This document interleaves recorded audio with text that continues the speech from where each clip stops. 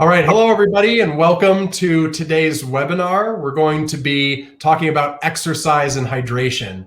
This is a really important topic for our community because we want you to get out there and enjoy everything you can out of life, and getting a little sweat, getting your heart rate up is always a great way to do that. And not only that, but a month from tomorrow is our big Climb for a Cure event.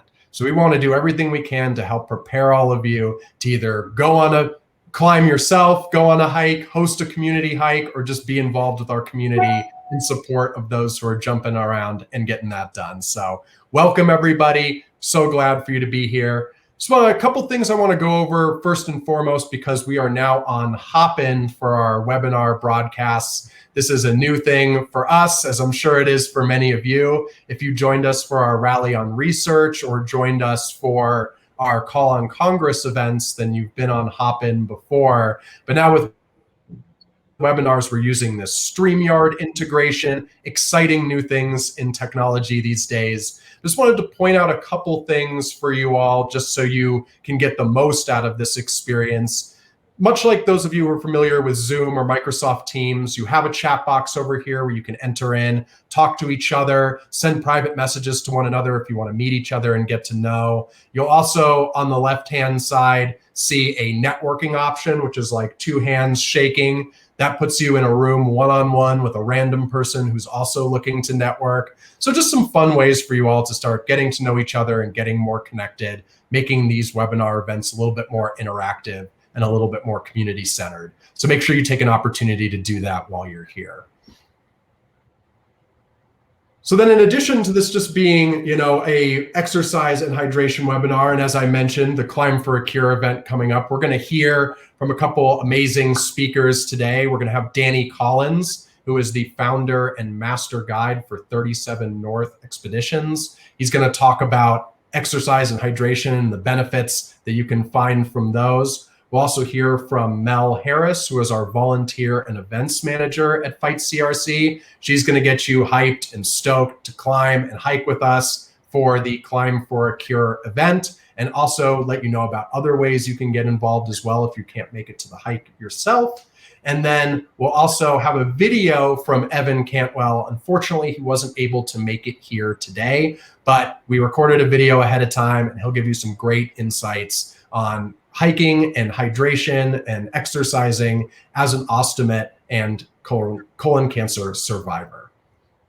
So before we jump into it, just a couple other things as well. If you have any questions, you can go ahead and put them in the chat box for us at any time, and we'll get to them either in between the presentations if they're timely questions, or we can always just do a little Q&A at the end based on what comes in. So please bring your questions. Please be thinking about things that you want us to help answer or provide some clarity for you on. If there's anything that we can't answer here, just based on who we are, we can always pass things along to our medical advisory board or find other ways to help get your questions answered. Also, we have a webinar archive. So while this is the first one on Hopin, we've done many other ones on Zoom. So if you head on over to fightcrc.org/resources, you can find many of our recording or our pre-recorded webinars there. So go ahead and check that out when you get a chance as well. And then of course, follow us on social media and feel free to tweet along with this webinar and with any of our other events that we have going on. Use the hashtag CRC webinar. And then speaking of resources, when you're over there at fightcrc.org/resources, check out all of the other things we have to offer in the way of patient education. We have our flagship Your Guide in the Fight resource. We have mini magazines, rack cards, Beyond Blue magazine, you name it. We have a lot of other things in there for you to check out. All of our resources are free to download as a PDF and also free to ship to you. You just got to cover the shipping and handling. So check those out, get connected with other community members, get connected with our resources, and I'll certainly see you around while you're in there. And then just a final disclaimer, the information and services provided by Fight Colorectal Cancer are for general informational purposes only. The information and services are not intended to be substitutes for professional medical advice, diagnoses, or treatment. If you are ill or suspect that you are ill, see a doctor immediately. In an emergency, call 911 or go to the nearest emergency room. and Fight Colorectal Cancer never recommends or endorses any specific physicians, products, or treatments for any condition. Thanks for bearing with me through that. And next, we'll just go ahead and hear from Danny. So Danny, why don't you take it away?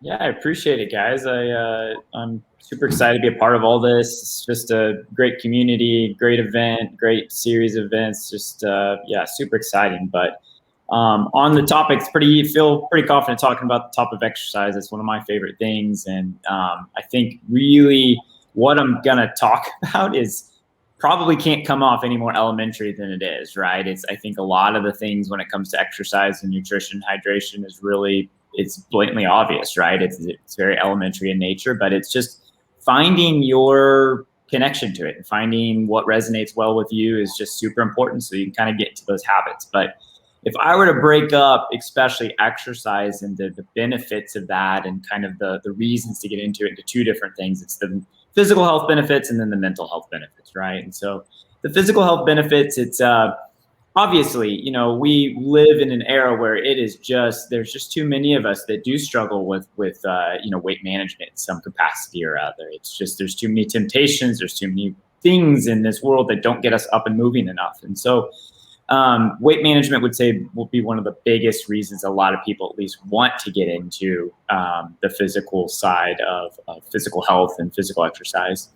Another benefit that maybe not as many people know about is sleep. It's just when you are physically active during the day, you sleep better at night, right? I mean, there's a lot of statistics. I'm not going to go into numbers on this webinar and stuff, but it just generally helps you sleep deeper at night and helps that REM sleep and that kind of those kind of benefits you see. So, which is another huge issue where we have in today's society.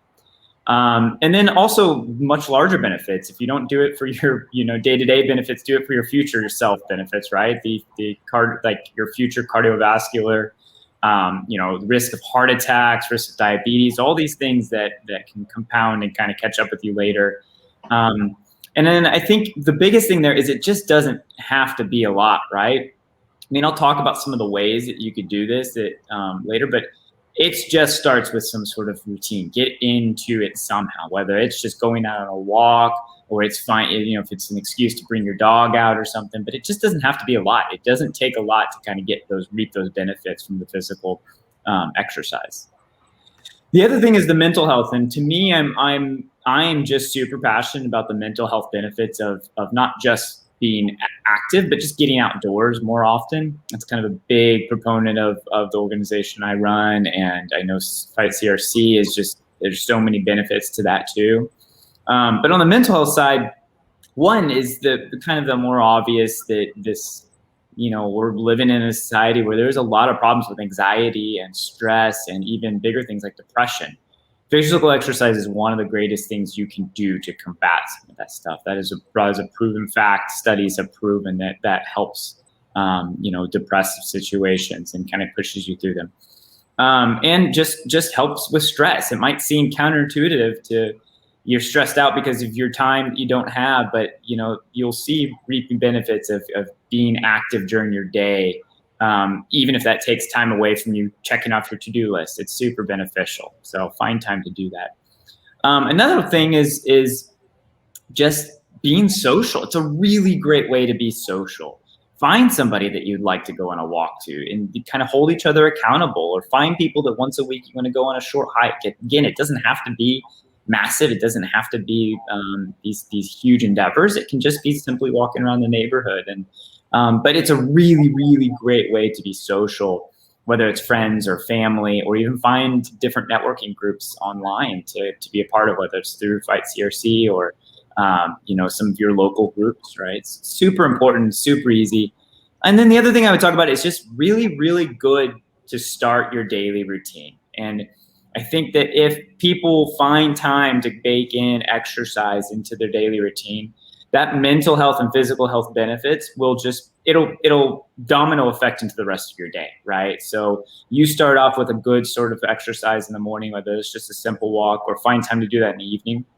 It's just going to help the rest of your daily routine feel a little bit more systematic and and maybe break up those long stances of just sitting in an office or sitting in front of the screens like we're doing right now. But and then again, my very last point that I want to touch on is just, again, there's so many ways to be active, right? Again, it doesn't have to be this big endeavor. And I also think that so many people, when they think of exercise, like, oh my gosh, I have to go on a run or I have to go on a bike. And if I don't do something like that, it's not really worth my time. There are so many non-traditional ways. I mean, whether maybe you love going kayaking and instead of just going out there and sitting in the kayak, maybe it's finding ways to incorporate a workout or getting a little bit sweaty when you're actually on a kayak or paddling or stand-up paddleboard and those kind of things. So again, I think what I'm getting at is just find what you love, and it'll be much easier to kind of do that and bake that into your weekly or even daily, hopefully daily routine in some capacity or another. On the side of hydration, I mean, it's just super important to stay hydrated. I don't think we have a whole lot to talk about that. That's not super, super obvious, but hydration and nutrition, I mean, there's a lot of statistics on how much you should be putting in your body, but you should be, if you can drink a couple liters of water every single day, and it's kind of the same way as I'm talking about exercise in general, have a water bottle at your fingertips at all points in time. And I personally have found a little trick is that if it has a straw, so if I have a water bottle that has like some sort of built-in straw, it's just easier to take bigger gulps. And I find myself almost like get addicted to that movement of bringing that water bottle to my mouth. And I tend to just kind of constantly yearning for it. And you'll see once you start getting to a good routine, especially with hydration throughout the day, is that your body will yearn it, and you will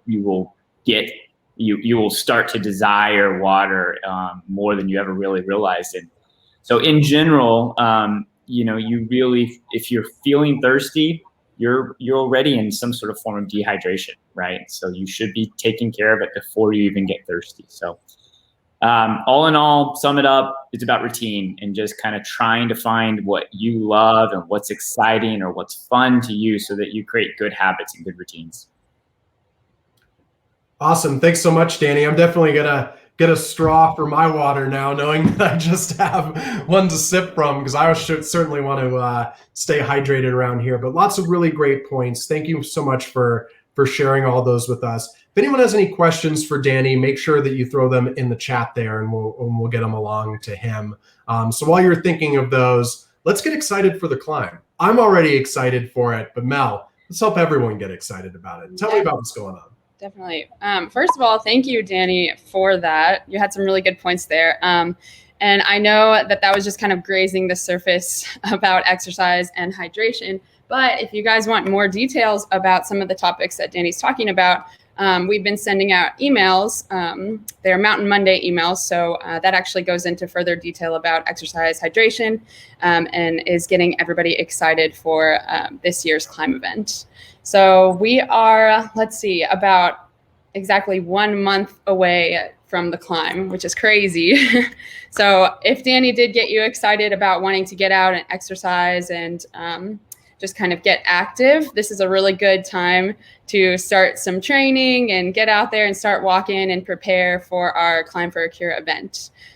So many of you guys know, like I said, it's on August 22nd, and there are 3 ways to participate. So we have one big Climb for a Cure event, and that will be in Lake Tahoe. Registration closes on August 6th. But if you can't make it out to Lake Tahoe, there's also a couple other options for you guys to participate in. So we have community climbs, which there's 11 across the United States.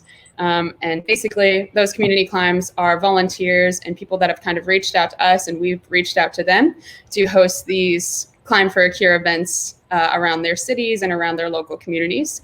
We actually have one in Philadelphia. Einstein Medical is hosting their community climb on their medical campus. So we're bringing in 5 rock walls. If you guys want to make it out to that event, there'll be yoga in the park and things like that. But if that's not close to you, we also have other options, like I said, and it's across the whole United States. So when you're registering, you can kind of scroll through the locations and see which one works best for you. And then Another option is to create your own on August 22nd, the day of the actual climb. If you can't make it to any of these locations, you can actually create your own virtual climb. So if you want to walk up and down steps, if you want to walk around your neighborhood, really anything that you can do, you can help support the Climb for a Cure event. So I'm really excited about the event this year. I'll be in Philadelphia and a lot of our staff will be in Lake Tahoe, but I'll actually post a link to the registration as well in the chat. And then if you guys have any questions afterward or after this event, you can always email me or post it in the chat as well. Awesome. Thanks so much, Mel. Yeah, I'm even more excited than I was before. I didn't think that was possible. Yeah. But now, here we are. So that's great.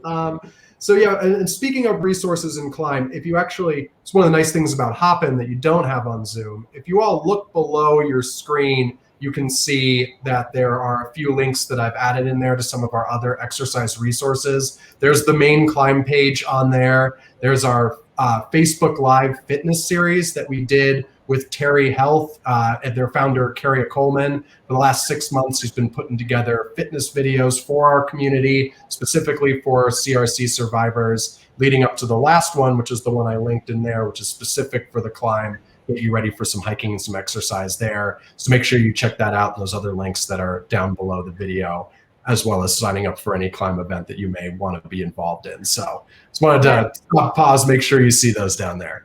Yeah, and we also have a Facebook group for the Climb for a Cure as well. So if you guys are wanting to stay updated and maybe connect with some people in your local community that might be doing climbs as well, just head to our Facebook page and I'll put a link for that as well in the chat. Perfect. And I should say, for those of you that are watching the recording afterwards, we'll make sure all of this gets onto the resource page as well. So just look below the recording, you'll find the same information. Thanks, everyone. All right, so now we have Evan's video. So Evan Cantwell is a longtime advocate and ambassador, very active in the CRC community, supporting his peers, supporting what we do at Fight CRC. So really happy to have this time to put this video together and help hear some insights about being able to exercise and hydrate as a double ostomate. So we'll go ahead and play that video for you now.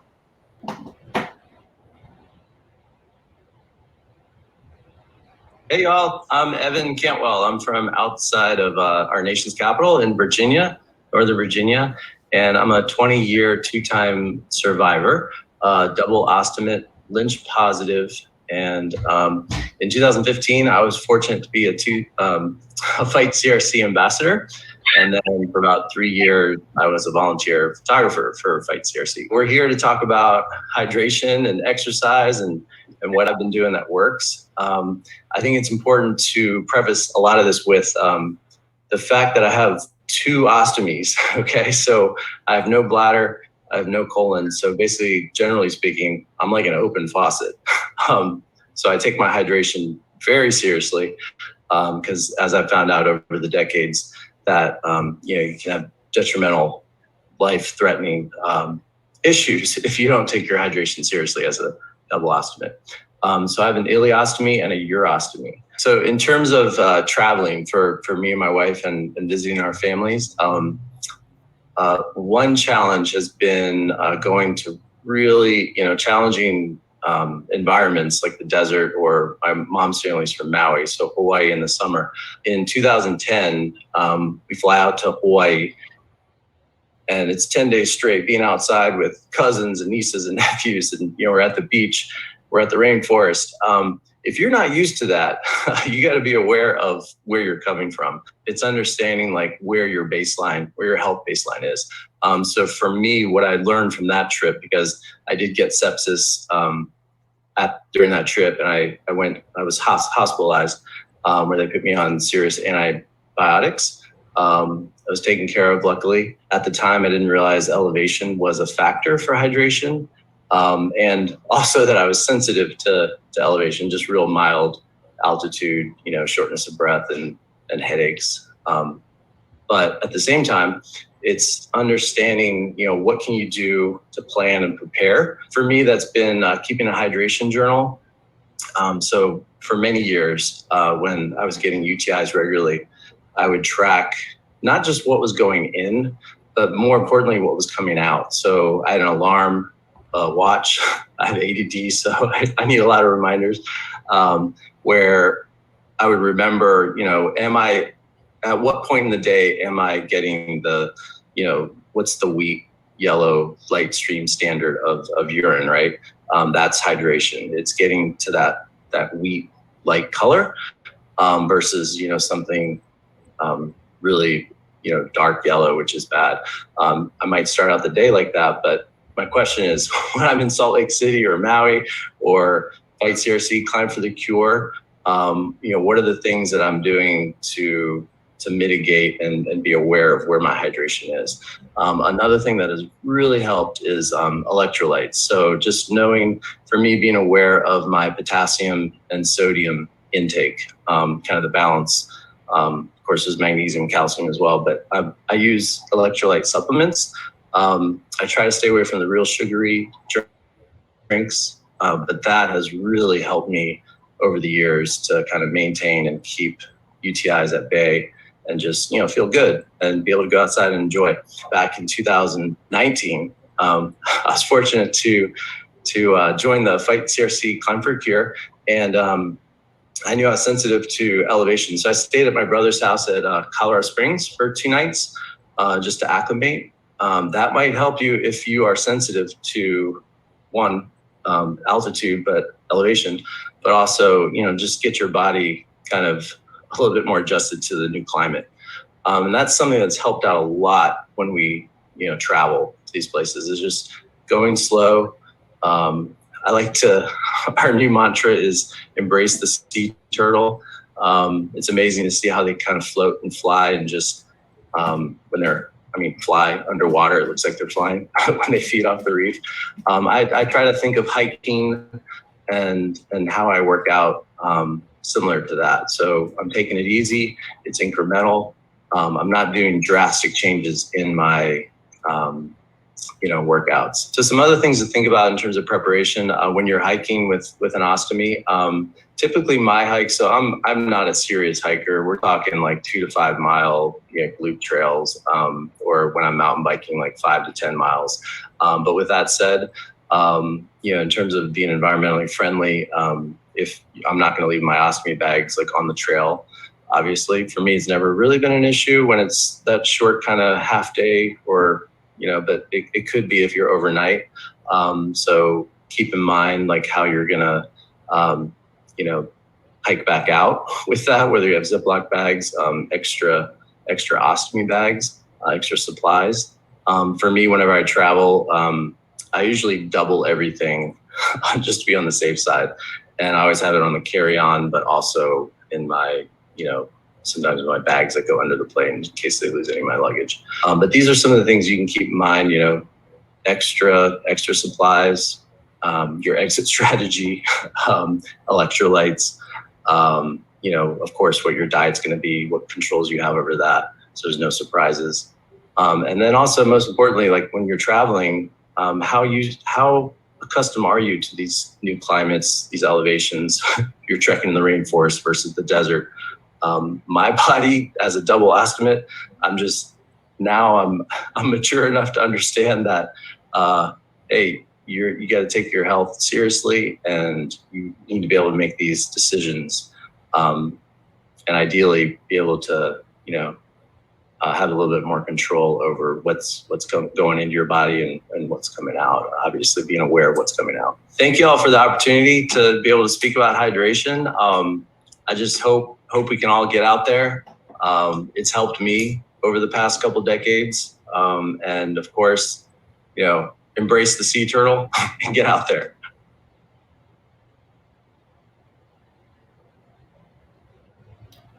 All right. I told you that would be good. Evan never disappoints. Thank you, Evan, if you get to watch this later, again, for supplying that video for all of us. So I put in the chat there to please add any questions if you have any before we wrap up for today. I just want to say thank you, Megan, for adding your excitement about the climb into the chat there. I'm glad that you're excited for it as well. And Pam for sharing that her daughter enjoys keto lemonade to keep herself hydrated during and after chemo treatments rather than Gatorade. So always good to look at mixing it up with different drinks and different options for people, especially if they taste better. So that's all good things as well. So if no questions come in, you can always come find us at fightcrc.org and reach out to us there and contact us. Follow the Mountain Mondays on Facebook so you can reach out to both Mel and Danny as they're putting together those for everybody. And also just thank you for being here today, and thank you for always joining us when we have something fun going on, including Climb for a Cure. So thank you to all of you, and also thank you to Danny and Mel, and thank you to our sponsors for Climb for a Cure and this webinar, Exact Sciences, Einstein Medical Center, Taiho Oncology, and No Shave November. Take care, everybody. Have a good one.